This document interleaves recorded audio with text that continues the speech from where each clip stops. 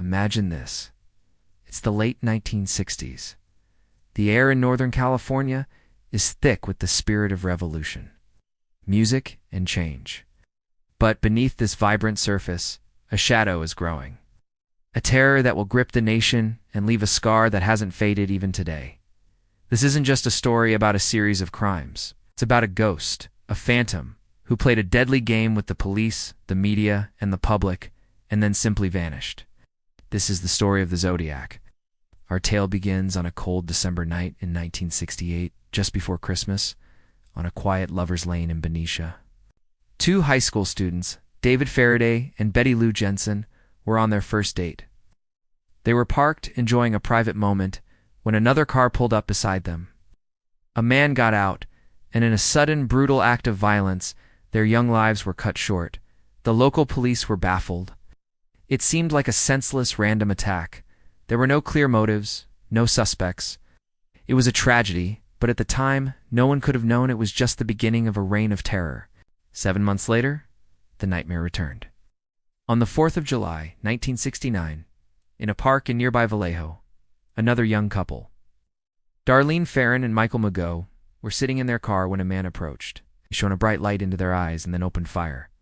Darlene was killed instantly. Miraculously, Michael survived, despite being shot multiple times. He was able to give the police a description of the attacker, a short, heavy-set man. But the most chilling part of this attack was what happened next. Less than an hour later, a man called the Vallejo Police Department. His voice was calm, monotone, almost rehearsed. He took credit for the attack on Farron and Mago, and then he dropped a bombshell. He also claimed responsibility for the murders of Faraday and Jensen the previous December. A serial killer was on the loose, and he wanted everyone to know it. This was no ordinary criminal. He craved attention, he relished the fear he was creating, and he was about to take his twisted game to a whole new level. On August 1st, 1969, 3 major newspapers, the San Francisco Chronicle, the San Francisco Examiner, and the Vallejo Times-Herald, each received a letter. The handwriting was messy, almost childish, but the message was bone-chilling. The author claimed responsibility for the recent attacks and provided details that only the killer could know. He also included a strange 3-part cryptogram, a puzzle made of bizarre symbols. He demanded that the papers publish his cipher on their front pages. If they didn't, he threatened to go on a killing rampage that weekend. And in this letter, for the very first time, he gave himself a name. He signed off with a cross-circle symbol and the single, terrifying word, "This is the Zodiac speaking." The media was in a frenzy. The police were under immense pressure. Should they give in to the killer's demands? They decided to publish the ciphers, hoping it would prevent more bloodshed, and maybe, just maybe, someone out there could crack the code. And someone did. A high school teacher and his wife, Donald and Betty Harden, spent their weekend poring over the strange symbols. They figured it out. The message wasn't a confession or a name. It was a rambling, misspelled tirade.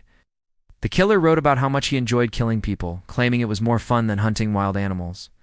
He believed his victims would be his slaves in the afterlife. The mind behind these crimes was not just twisted, it was profoundly disturbed.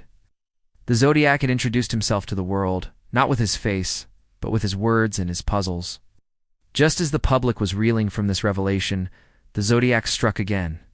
In late September 1969, he targeted another young couple, Brian Hartnell and Cecilia Shepard, who were having a picnic by Lake Berryessa.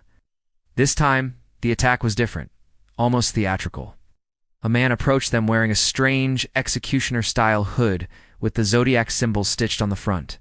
He had a gun and a long knife. He told them he was an escaped convict who needed their car and money to get to Mexico. He tied them up, and for a moment it seemed like a robbery. But then he pulled out the knife. He brutally stabbed both of them, over and over.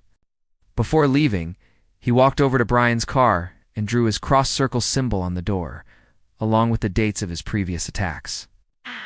He then drove to a payphone and once again called the police to report his own crime. "I want to report a murder," he said calmly. "No, a double murder. Cecilia Shepard died from her injuries." Credibly, Brian Hartnell survived and was able to give investigators a detailed account of the terrifying ordeal. The Zodiac's audacity was growing. 2 weeks later, he made his boldest move yet. He shot and killed a taxi driver named Paul Stine in the wealthy Presidio Heights neighborhood of San Francisco. This was different. It wasn't a remote lover's lane. It was in the heart of the city. After the shooting, several teenagers saw the killer wiping down the cab and walking away. They called the police, who arrived within minutes. In a now infamous blunder, the police dispatcher mistakenly reported that the suspect was a black male, when the witnesses had clearly described him as a white male. Moments later, 2 officers actually passed a heavy-set white man walking away from the scene. Because he didn't match the description they'd been given, they let him go.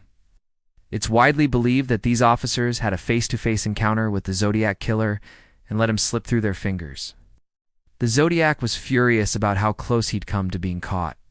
A few days later, he sent a letter to the San Francisco Chronicle to prove he was responsible for Paul Stine's murder. Inside the envelope was a piece of Stine's blood-soaked shirt. It was undeniable proof. In this letter, he mocked the police for their incompetence, taunting them for not catching him. He even threatened to attack a school bus full of children. The city was in a panic. For weeks, police cars followed school buses, and children practiced hiding under their seats. The Zodiac had managed to terrorize an entire region, not just with his actions, but with the power of his words and the fear of what he might do next. Over the next few years, the letters kept coming. They were filled with more taunts, more threats, and more ciphers. One known as the 340 cipher for its 340 characters would remain unsolved for over 51 years. When it was finally cracked in 2020 by a team of amateur codebreakers, its message was just as rambling and incoherent as the first. He wrote things like, "I am not afraid of the gas chamber, and I hope you are having lots of fun in trying to catch me." It offered no clues to his identity, just another glimpse into his narcissistic and disturbed mind. He claimed to have killed as many as 37 people, but investigators could only definitively link him to 5 deaths and 2 survivors. Did he kill more? Or was he just an obsessive liar inflating his own dark legend?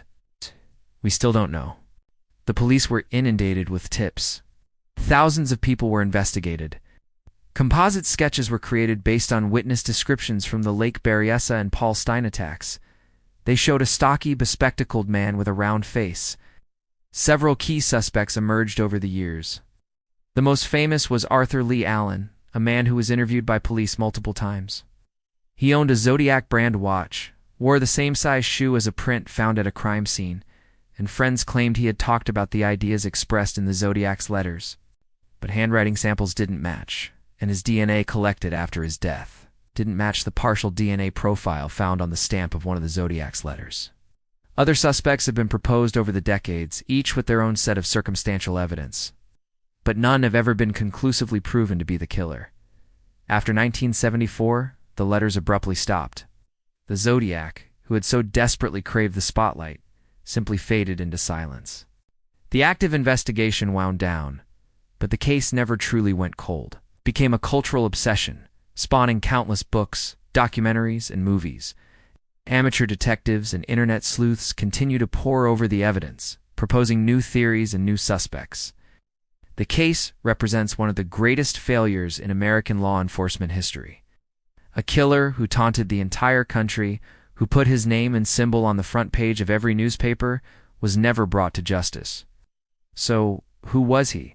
Was he a disgruntled teacher, a disgruntled military veteran, a quiet neighbor who no one ever suspected? No, the most terrifying possibility is that the Zodiac Killer finished his gruesome work and then simply went back to living a normal life.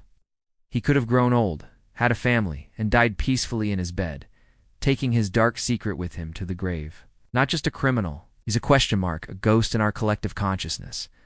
The Zodiac's true identity remains one of the most profound and disturbing unsolved mysteries of our time, a chilling reminder that sometimes the monster isn't a phantom in the shadows. Sometimes he's the person living right next door. Thanks for watching. If you're fascinated by unsolved mysteries like this one, make sure to subscribe and hit that notification bell so you don't miss our next deep dive. Let me know in the comments which unsolved case you'd like to see covered next. Stay curious and stay safe.